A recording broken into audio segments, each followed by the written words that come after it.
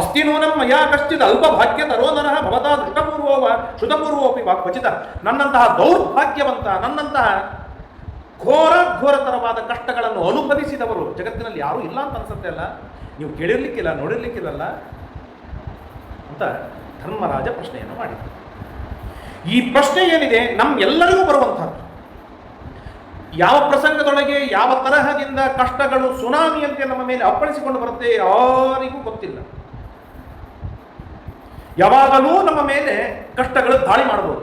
ದಾಳಿ ಮಾಡಿದಾಗಲೆಲ್ಲ ನಮಗೆ ಅನಿಸುತ್ತೆ, ನನ್ನಷ್ಟು ದುಃಖ ಪಡುವವನು, ನನ್ನಷ್ಟು ಕಷ್ಟಗಳನ್ನು ಎದುರಿಸಿದವನು ಜಗತ್ತಿನಲ್ಲಿ ಯಾರು ಇರಲಿಕ್ಕಿಲ್ಲ ಎನ್ನೋ ಭಾವನೆ ಬರುತ್ತೆ. ಯಾಕೆ ಅಂತಂದ್ರೆ ನನ್ನ ಕಷ್ಟಗಳು, ನನ್ನ ದುಃಖಗಳು ಏನಿದೆ ನನಗೆ ಹೆಮ್ಮರವಾಗಿ ಕಾಣಿಸುತ್ತೆ. ನನ್ನ ಕಷ್ಟ, ನನ್ನ ದುಃಖ ನನಗೆ ಹೆಮ್ಮರವಾಗಿ ಕಾಣಿಸ್ತಾ ಇರುವಾಗ ಇನ್ನೊಬ್ಬರ ಕಷ್ಟ ದುಃಖಗಳು ನಮ್ಮ ಕಣ್ಣಿಗೆ ಕಾಣಿಸುವುದೇ ಇಲ್ಲ, ಅತ್ಯಲ್ಪವಾಗಿ ಕಾಣಿಸ್ಲಿಕ್ಕೆ ಪ್ರಾರಂಭವಾಗಿ ಬಿಡುತ್ತೆ. ಆ ಪ್ರಸಂಗದೊಳಗೆ ಈ ತರಹದ ಭಾವನೆ ಬರಲಿಕ್ಕೆ ಪ್ರಾರಂಭವಾಗುತ್ತೆ. ನಾನು ಬಹಳ ಕಷ್ಟಪಟ್ಟಿದ್ದೇನೆ, ನಾನು ಬಹಳ ದುಃಖಪಟ್ಟಿದ್ದೇನೆ, ಜಗತ್ತಿನೊಳಗೆ ನನ್ನಂತಹ ಕಷ್ಟಪಟ್ಟವರು, ನನ್ನಂತಹ ದುಃಖಪಟ್ಟವರು ಯಾರೂ ಇಲ್ಲ ಎನ್ನುವ ಚಿಂತೆಯೊಳಗೆ, ಎನ್ನ ದುಃಖದೊಳಗೇನೆ ಮುಳುಗಿ ಮುಳುಗಿ ಮುಳುಗಿ ಹೇಳ್ತಾ ಇರ್ತಾನೆ ಮನುಷ್ಯ. ಹೀಗಿದ್ದಾಗ ಈ ಕಷ್ಟದ ಪರಿಸ್ಥಿತಿಯಿಂದ, ಈ ದುಃಖದ ಮಡುವಿನಿಂದ ಹೊರಗೆ ಬರುವುದಕ್ಕೆ ಏನಾದರೂ ಉಪಾಯ ಉಂಟಾ ಅಂತ ನಾವು ವಿಚಾರವನ್ನು ಮಾಡಿದಾಗ ಮಾರ್ಕಾಂಡೇಯರು ಧರ್ಮರಾಜನಿಗೆ ಉಪದೇಶವನ್ನು ಮಾಡ್ತಾರೆ.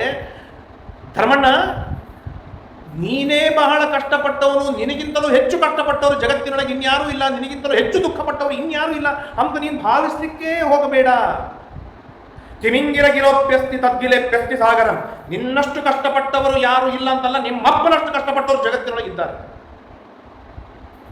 ಧರ್ಮರಾಜ ಅವಕ್ಕಾದ ಹಾಗಾದ್ರೆ ಯಾರಿದ್ದಾರೆ ಅಂತ ಕೇಳಿದಾಗ ಮೊಟ್ಟ ಮೊದಲಿಗೆ ಮಾರ್ಕಂಡೇಯರು ಒಂದು ಸುಂದರವಾದ ಮಾತು ಹೇಳ್ತಾರೆ. ನೋಡಿ, ದುಃಖದಿಂದ ಹೊರಗೆ ಬರುವುದಕ್ಕೆ ಉಪಾಯವೇನು ಅಂತಂದ್ರೆ, ನಮಗಿಂತಲೂ ಹೆಚ್ಚಿನ ದುಃಖವನ್ನು ಯಾರು ಅನುಭವಿಸ್ತಾ ಇದ್ದಾರೆ ಎಂಬುದಾಗಿ ನಾವು ಗಮನಿಸಿದಾಗ, ಅದನ್ನು ತಿಳಿದುಕೊಂಡಾಗ ನಮಗೆ ದುಃಖ ಕಡಿಮೆಯಾಗತ್ತೆ. ಆ ದುಃಖದಿಂದ ಹೊರಗೆ ಬರೋ, ಅಯ್ಯೋ ನನಗೆ ಇಷ್ಟೇ ದುಃಖವಾಗಿದೆಯಲ್ಲ, ನನಗಿಂತಲೂ ಹೆಚ್ಚು ದುಃಖವನ್ನು ಅವ್ರು ಅನುಭವಿಸ್ತಾ ಇದ್ದಾರಲ್ಲ, ನನಗೆ ಕಡಿಮೆ ದುಃಖ ಆಗಿದೆಯಲ್ಲ ಎನ್ನುವ ಭಾವನೆ ಬಂದುಬಿಡುತ್ತೆ.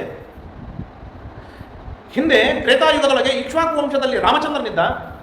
ರಾಜ್ಯ ಕಳೆದುಕೊಂಡು ವನಕ್ಕೆ ಹೋದರೆ ರಾವಣ ಬಂದು ಸೀತೆಯನ್ನು ಅಪಹಾರವನ್ನು ಮಾಡಿಕೊಂಡು ಹೋದ.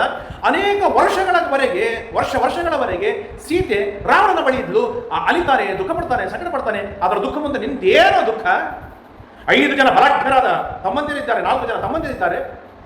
ದ್ರೌಪದಿ ನಿನ್ನ ಪಕ್ಕದಲ್ಲಿದ್ದಾಳೆ, ಅಕ್ಷಯ ಪಾತ್ರ ಇದೆ. ಇಷ್ಟೆಲ್ಲ ಇರುವಾಗ ಯಾಕೆ ದುಃಖ ಪಡ್ತೀಯ ನೀನು?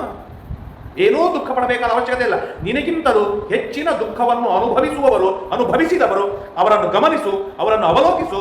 ಆಗ ನಿನಗೆ ದುಃಖ ಕಡಿಮೆಯಾಗತ್ತೆ. ಆ ದುಃಖದೊಳಗೇನೆ ಸುಖವನ್ನು, ನೆಮ್ಮದಿಯನ್ನು ಕಾಣುವ ವೈಭವ ನಿನಗೆ ಸಿಕ್ಕು ಬರ್ತದೆ ಅಂತ ಇಷ್ಟು ಮಾರ್ಕಂಡೇಯರು ಉತ್ತರವನ್ನು ಕೊಟ್ಟರು.